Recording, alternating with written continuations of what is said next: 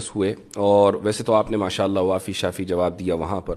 اور میں سمجھتا ہوں کہ جو شخص بھی اس 2 گھنٹے کی ڈیبیٹ کو دیکھے گا تو جن موضوعات کا احاطہ کیا گیا ہے ان موضوعات کے اوپر اس کو اچھی معلومات فراہم ہوگی، لیکن چند باتیں ہیں جن کو ٹائم کی لیمیٹیشن کی وجہ سے اور جو اس وقت جو وائب رہتی ہے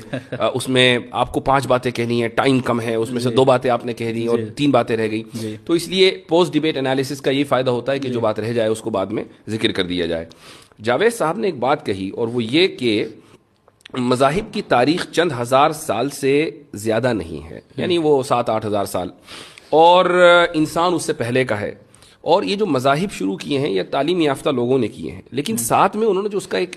چیز ایڈ کی ہے وہ یہ کہ مذہب ایک عرصے تک رہا اور اس کے بعد وہ ختم ہو گیا، پھر دوسرا مذہب آیا، پھر تیسرا مذہب آیا۔ اس سے یہ پتہ چلتا ہے کہ خدا فانی ہے۔ جی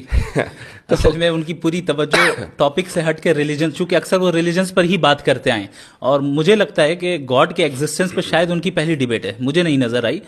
تو وہ گاڈ کے ایگزسٹنس سے ڈائریکٹ خدا تک یعنی اصلی بندے سے پہلی ڈیبیٹ ہے۔ جی اصلی بندے سے پہلی ڈیبیٹ ہے۔ جی جی یہ بہت اہم پوائنٹ ہے۔ اس کی وجہ یہ ہے کہ یہ جشن ریختہ تو تھا نہیں کہ اس میں مثلا کوئی صحافی خاتون یا کوئی مرد بیٹھ گیا اور اس نے کبھی غالب کا شعر پڑھ دیا اور انہوں نے 5 اشعار کا اضافہ کر دیا اور پھر مستر کے کچھ اشعار حالت اضطراری شاید وہ یہی سوچ کر آئے تھے، وہ یہ سوچ کر آئے تھے کہ بھئی میں کچھ بھی پھینک دوں گا یا کچھ بھی کہہ دوں گا، تو اس طرح نہیں ہوا کرتا، اور یہ ایک good lesson has been learned, جتنا صرف ان کے ذریعے بلکہ جتنے بھی لوگ تھے کہ جو الہاد کی طرف سے پیش ہوئے تھے آڈینس میں، ان کو بھی یہ پتہ چل گیا کہ اہل مذہب کے پاس جو مقدمہ ہے وہ بہت اسٹرانگ ہے۔